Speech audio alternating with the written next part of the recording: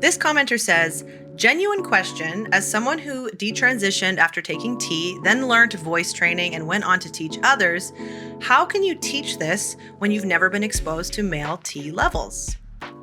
Hi, I'm Renee. I'm a gender-affirming voice teacher, and I absolutely love this question. Thank you so much to this commenter for giving me a chance to talk about this. So, full transparency, I have never had a testosterone-dominant puberty, whether exogenous or endogenous. A lot of people think that I'm a trans woman, so I feel like this needs to be said. I'm transing in the other direction. So how can I help those who have experienced a testosterone-dominant puberty, oh my God, say that 10 times fast, create a speaking voice with techniques that compensate for the effects of testosterone on the voice if I have never experienced those effects firsthand? So before I was ever a gender-affirming voice teacher, I was a singing teacher for over a decade, from like 2008 to 2019, 2020. And in singing pedagogy, we have a very similar issue where some voice teachers are afraid to teach singers of a different sex than them. But the more you do it, the more you learn which exercises work for which singers and which issues. And over time, you grow your empathy and your confidence. And any good teacher, any good singing teacher, will learn how to teach all singers regardless of the instrument they have. That's what makes them a good teacher. So as a singing teacher myself, I taught lots of people who had different anatomy, different techniques, and different vocal issues than I had.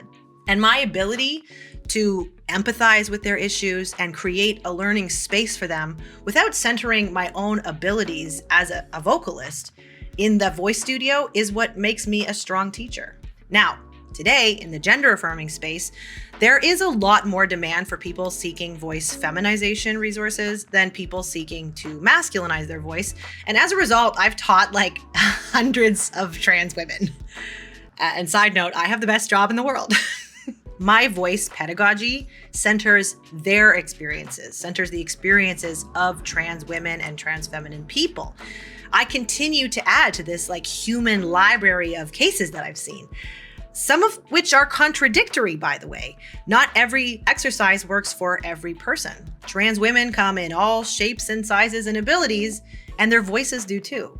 So as a voice teacher who never went through the voice feminization process after a testosterone puberty, I never presumed to know all the answers, but I have seen enough stuff that I usually know what works, and I also know the common pitfalls. If I meet a student for whom the usual stuff doesn't work, I have a lot of creative ways of problem solving with them. And if I really can't figure it out on my own, I'm not afraid of like cracking open a book or phoning up a colleague and trying to figure out what works for that person. Like that's my job as a teacher.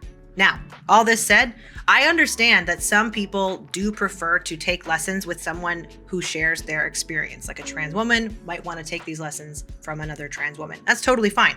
Just like some queer people prefer a therapist who is also queer, but some people just want a really qualified therapist. And I am a really qualified gender-affirming voice teacher.